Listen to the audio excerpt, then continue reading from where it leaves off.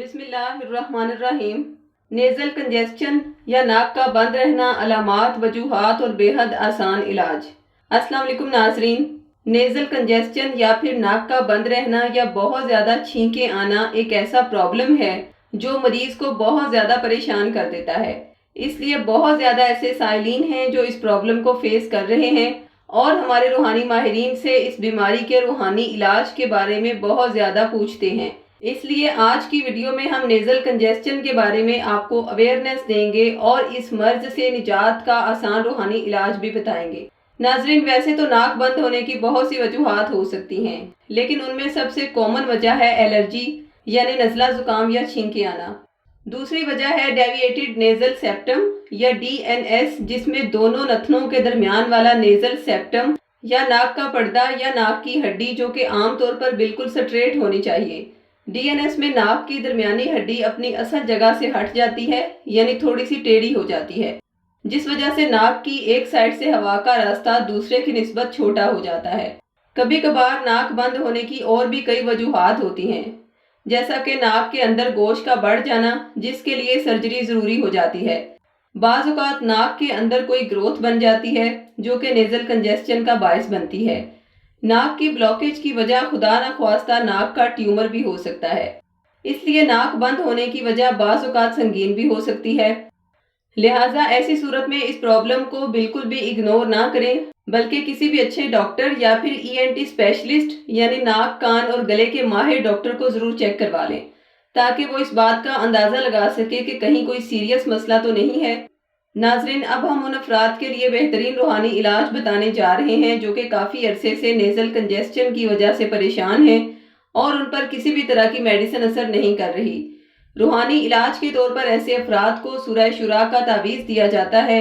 اس نقش میں سورہ شورا کی آیت نمبر 80 کو اعداد کی صورت میں تحریر کیا گیا ہے۔ وہ آیت مبارکہ یہ ہے: بسم اللہ الرحمن الرحیم وَإِذَا مَرِضْتُ فَهُوَ يَشْفِينِ۔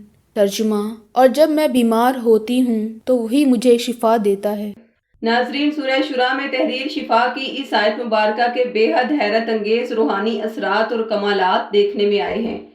یہ نقش ویسے تو ایسے بے شمار افراد ہمارے روحانی ماہرین سے اپنے نام منسوب کروا کے حاصل کر چکے ہیں جنہیں روزانہ کی بنیاد پر کسی نہ کسی چیز سے الرجی ہو جاتی تھی اور صبح اٹھتے ہی بہت زیادہ چھینکیں آتی تھیں اور میڈیسن سے بھی انہیں وقتی آرام آتا تھا، مگر اللہ کی ذات نے انہیں ایسی کامل شفا عطا فرمائی کہ نہ الرجی رہی نہ بے جا نزلہ زکام۔